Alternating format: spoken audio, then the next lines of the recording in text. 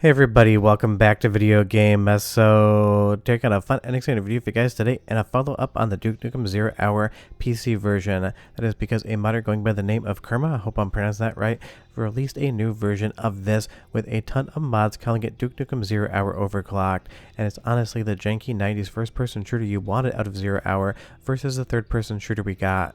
And it's definitely going to be a really fun time and expansion on what I talked about previous. So let's get right into all the Duke Nukem fun. If I had to classify how well this worked, I would say it's a janky 90s third-person shooter turned into a first-person shooter in all of the best ways possible. And don't think I'm knocking this effort, it is absolutely outstanding, and even the developer himself calls this a janky 90s first-person shooter now. And that is absolutely amazing, and it really is some big decomp energy, as I like to say on the channel.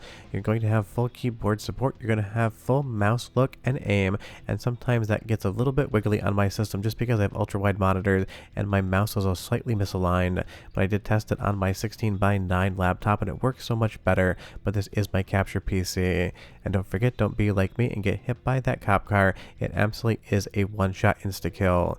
But honestly, with these new mods, and there's like 9 in the package, and I'll explain how to install them in just a bit, this thing feels exactly like it should if it was developed for the N64 as a first-person shooter. And that really is the thing. Zero Hour had a lot of fun vibes and a lot of fun ideas, but I just don't think it worked all that well as a third-person shooter. And you'll see there, that's just why my mouse focus kind of skipped the screen a little bit. But now as a first-person mod, this absolutely feels like what the developer should have done back in the day. The game just looks better, feels better, plays better, and is more fun in first person versus third person.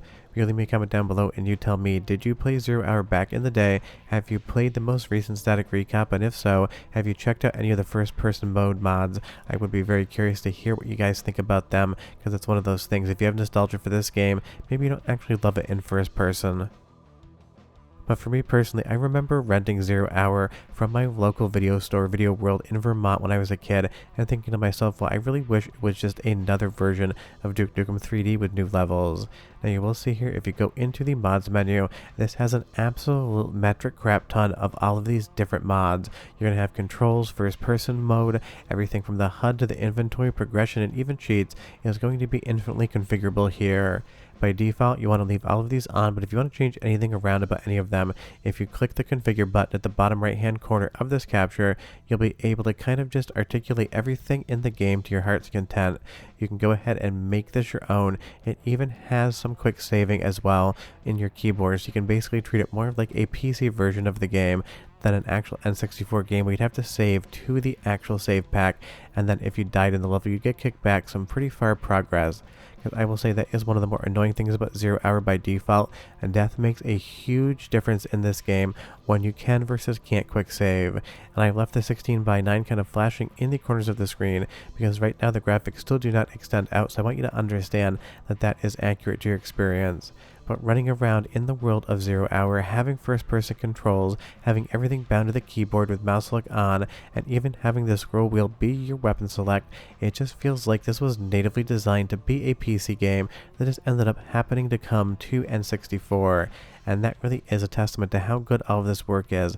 Kind of just feels like this was always on PC and it got a console port. And it really is a game, if you haven't played it before, there is a lot to love about Zero Hour. It's definitely not as good as Duke Nukem 3D, but none of the other offshoots of Duke Nukem ever were, and it's just one of those things. That's the reality of the situation. Duke Nukem was huge, got a lot of games, but nothing ever lived up to the hype of the actual first-person shooter we got in Duke Nukem's universe. But I will say now, with all these Zero Hour mods, it gets really close to feeling like the game that you always wanted to have back in the 90s and just never got. But again, this is just so much fun, and this is why retro gaming is making a comeback. Not only do we have all of these different static recomps and PC ports based upon decompilation projects, but we also have modders going in absolutely just blowing up the world of the game and doing new fun and exciting things that you never thought were possible. And I'm sure you're going to even see more improvements coming down the pipeline in the future. Let's do the first of 2 soundtrack samples. You can hear what Zero Hour sounds like coming out of PC, but come back, I'll show you more of the mod as well as how to install it and all of the new features it brings. I'll thank you later, big guy. I'll thank you later, big guy.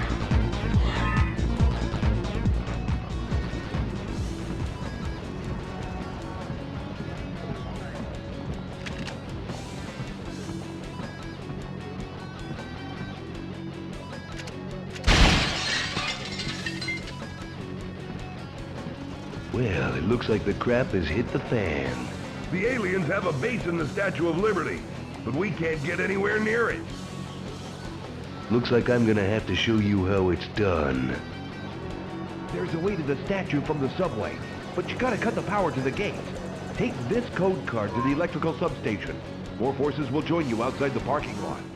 What I really love here is kyyrma went the extra mile, honestly the extra country mile if you know what that means, when it comes to introducing this entire mod pack to the end user.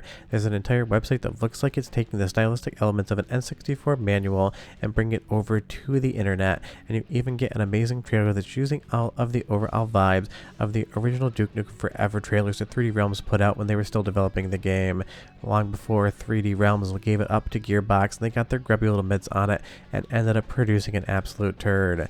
And we know that because when the actual Duke Nukem Forever beta released and it got cleaned up by some fan modders out there, you could tell that they really had a good game going, and I'm really not sure why 3D Realms decided to just basically never release it. But the website's absolutely fun. We'll go back to it in a second to show you how to install this, but I love that kyyrma basically made it feel like a retail product. And that is something I talk about in some instances in these videos when I say, if this feels like what actual publishers and developers would have put out back in the day, you know full well the modification is great. And of course, the actual developer here describes it as janky, and that is because any sort of first-person shooter in N64 environments is always going to be a little bit janky. Converting an entire third-person shooter over to first-person is going to come with some growing pains. But if I'm being entirely honest, I love GoldenEye, I love Perfect Dark, I love the Turok games, but they are definitely a little bit janky in the control department as well on N64. Because that controller was never well designed for a first-person shooter, and even if we got some incredible games in that genre, every single one of them would fight you just a little bit in the control scheme. I'm sure you're going to hear a couple comments about that in the description below, but it really is just kind of how I feel about it. The N64 was never suited for first-person shooters. The best ones of the era honestly controlled the best on PC. But of course, we still have stuff like Zero Hour to talk about here. If you go over to the website, there's going to be an entire list of all of the different modifications here, what is on by default, and what you can configure yourself. And this thing has basically, I feel like, over 100 different options, so you can get the exact experience out of Zero Hour you want. And it just makes the game that much more fun, that much more enjoyable, and that much better. And it also has the installation instructions with a pre-configured pack as well for all of the different files you need to run the recomp. One more soundtrack sample, and I'll be right back with a bit more.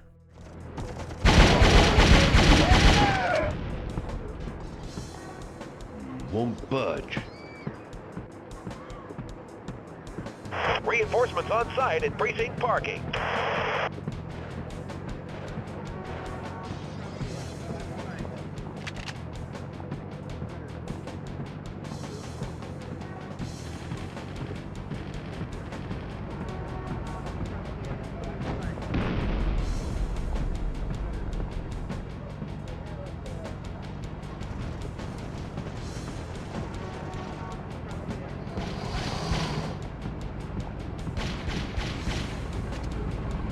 Go for it, Duke!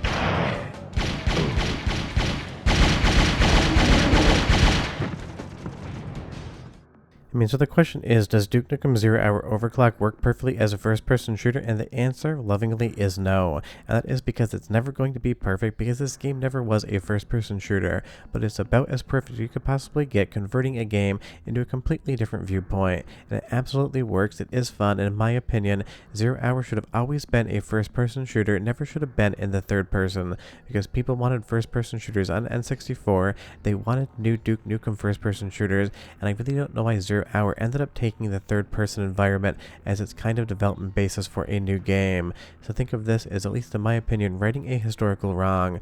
We have the PC version of Duke Nukem Zero Hour, and now we have kyyrma bringing in all of these different mods, basically giving you a game that never truly existed back in the day, and they've done an excellent job with this, so big credit to them. So the link is in the description below to the website where you can grab the overall PC launcher, as well as all the mods. You'll definitely have to bring your own legally owned Duke Nukem Zero Hour copy to the party if you want to play this, but trust me, give it a shot. It is 10 out of 10 fun, 8 out of 10 jank, and all of the best ways possible, and just really a testament to how much you can do now that we're getting N64 games on PC. But short of that, if you have any questions or comments, leave them down below, but take it from me, this is absolutely worth playing. And if you didn't like Duke Nukem Zero Hour back in the day, you might actually like it now that it's switched to actual viewpoints and gone first person. But short of that, we're done. Hope you enjoyed the video, and I'll see you guys next time. Bye-bye.